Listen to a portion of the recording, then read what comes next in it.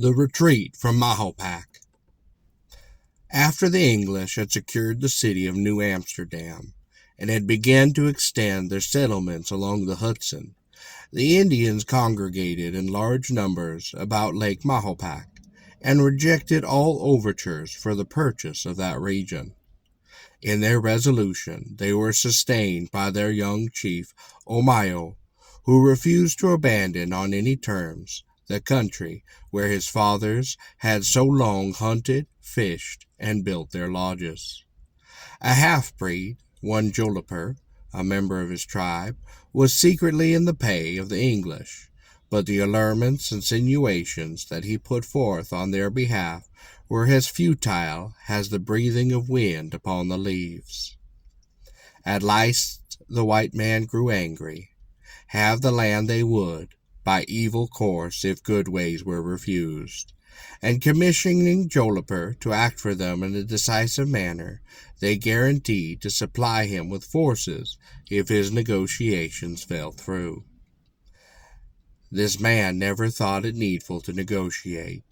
He knew the temper of his tribe, and he was too jealous of his chief to go to him for favors, because he loved Maya, the chosen one of Omayo.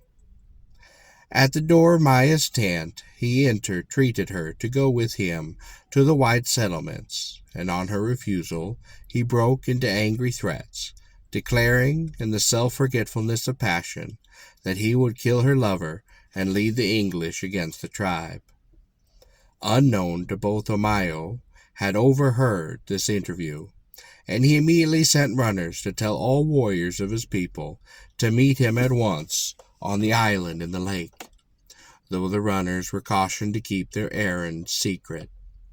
It is probable that Joliper suspected that the alarm had gone forth, and he resolved to strike at once. So he summoned his renegades, stole into camp next evening, and made toward Maya's wigwam, intending to take her to a place of safety. Seeing the chief at the door, he shot an arrow upon him, but the shaft went wide and slew the girl's father. Realizing upon this assault that he was outwitted and that his people were outnumbered, the chief called to Maya to meet him upon the island, and he plunged into the brush, after seeing that she had taken flight in an opposite direction. The vengeful Joliper was close behind him with his renegades, and the chief was captured.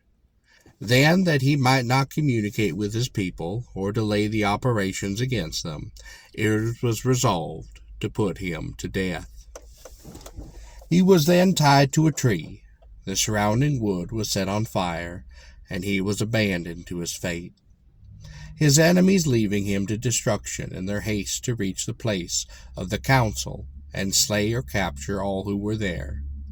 Hardly were they out of hearing ere the plash of paddle sounded through the roar of flame, and Maya sprang upon the bank.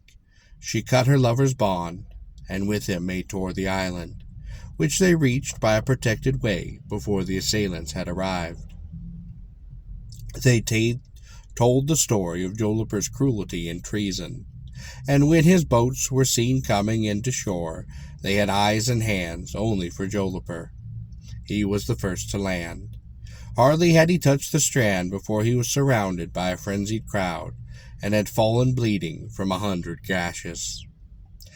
The Indians were overpowered with a brief and bloody resistance. They took safety in flight.